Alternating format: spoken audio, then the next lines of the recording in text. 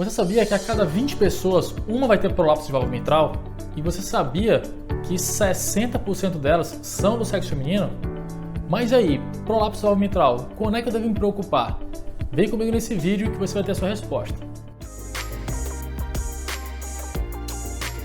Bom, o que é então o prolapso de válvula mitral? O prolapso de válvula mitral é uma condição cardiológica, tá? Em que a válvula mitral tem o prolapso de suas válvulas. Ficou difícil? Vamos lá. Na verdade, a válvula, ela tem válvulas, tá bom? Então, essas válvulas, que são seus folhetos, ela tem um prolapso, tá? Esse prolapso quer dizer o quê? Que aquela válvulazinha dela, né, os folhetos dela vão para dentro do átrio esquerdo. Por exemplo, vamos tentar entender aqui. A gente tem que imaginar que a válvula, né, ela vai fazer o fechamento direitinho assim, ó. Ela vai abrir e fechar, abrir e fechar. No prolapso de válvula mitral, essa válvula que está fechando aqui, ela dá uma erradinha, ela vem aqui para trás, então ela abre e fecha, né, abre e fecha. Então essa parte do folheto foi para dentro do átrio esquerdo, então aqui atrapalha no fechamento correto, então ela tem um abaulamento para o interior do átrio esquerdo. Isso é um prolapso de válvula mitral. Então isso aí pode acontecer no folheto superior e inferior, ou anterior e posterior, tá? Isso aí eu estou falando as divisões delas. Bom, existem dois tipos de prolapso de válvula mitral. Os que têm sinais de degeneração mixomatosa e os que não têm sinais de degeneração mixomatosa. Pessoal, existe na literatura alguns indícios que falam que os pacientes que têm o prolapso de válvula mitral com sinais de degeneração mixomatosa teriam que ficar um pouquinho mais preocupados. Mas vamos lá, pessoal, sem medo agora. O curso do prolapso de válvula mitral geralmente é benigno. Por que eu quero dizer com geralmente é benigno? A maioria das vezes a pessoa tem isso e nunca vai ter nenhum sintoma e nem sabe desse diagnóstico. E ele acaba descobrindo num exame de rotina.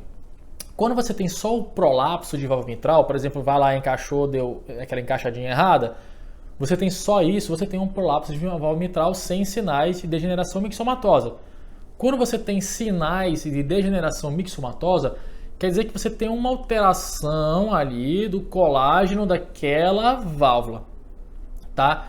Então, assim, é uma questão mais genética, tá bom? Então, você tem ali um pouco de espessamento daquele folheto, ele é um pouquinho mais alongado, tá? E essa alteração do colágeno da válvula que faria com que tenha esse prolapso de válvula mitral. Então vamos com calma agora, não precisa temer a isso, a maioria das vezes é benigno. A gente ainda vai falar quando a gente deve realmente se preocupar, então vai ficar esse alerta aí. Como é que a gente dá o diagnóstico de prolapso de válvula mitral?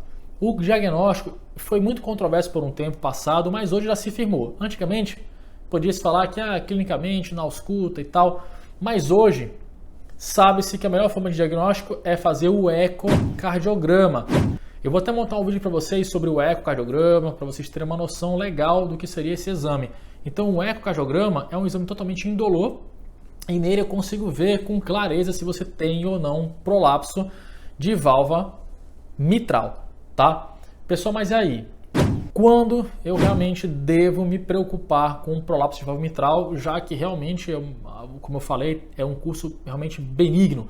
Quando eu falo benigno, pessoal, eu não quero que vocês entendam que existe chance de malignidade, de virar um câncer. Não é isso que eu estou falando. Quando eu falo benigno, é que ele tem um curso tranquilo, não acontece nada, né? E pode ser realmente uma alteração, uma variante da normalidade e não acontecer nada.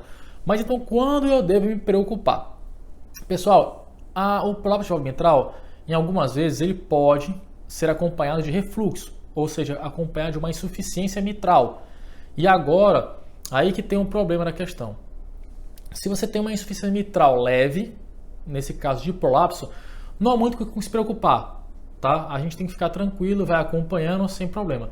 Quando a gente tem uma insuficiência mitral de moderada para cima, aí que fica um pouquinho mais perigoso.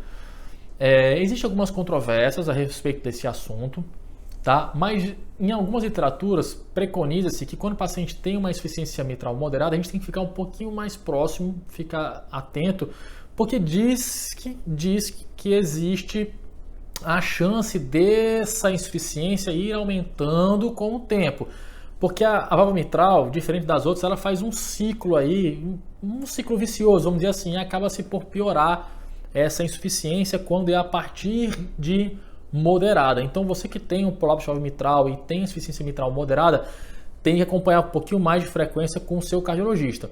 Inclusive a gente pode até introduzir algumas medicações que ajudem a não piorar mais este evento, você diminuir a chance de progressão.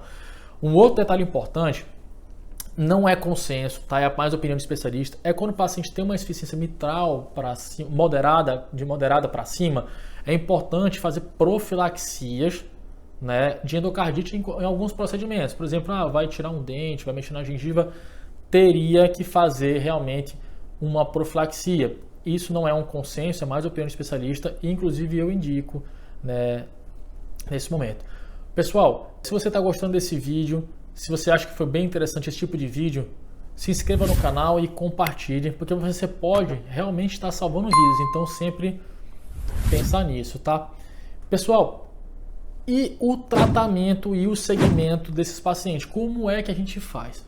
Bom, o tratamento, na grande maioria das vezes, segue como medicamentoso. Não existe um tratamento em si para tratar o prolapso de válvula mitral. Não existe um tratamento específico. A gente vai tratar coisas ao redor. Por exemplo, se o paciente é hipertenso, se ele é diabético, se ele tem colesterol alto, você vai tratar isso para evitar que tenha uma progressão da doença. Tá? Então não existe um tratamento específico, salvo quando essa válvula aí começa a ter uma insuficiência importante, que aí você pode indicar a cirurgia, né, dessa válvula aí, trocando válvula ou até fazendo a plastia, uma correção da válvula, tá? E o segmento, meus amigos, é muito relativo. Por exemplo, existem pacientes que você precisa fazer segmento semestral, existem pacientes que tem que fazer segmento anual e tem gente que faz até por 2 anos. Meus amigos, eu espero ter ajudado. Se ficar alguma dúvida, deixe no comentário que eu vou responder a todos vocês. Um abraço e fica com Deus.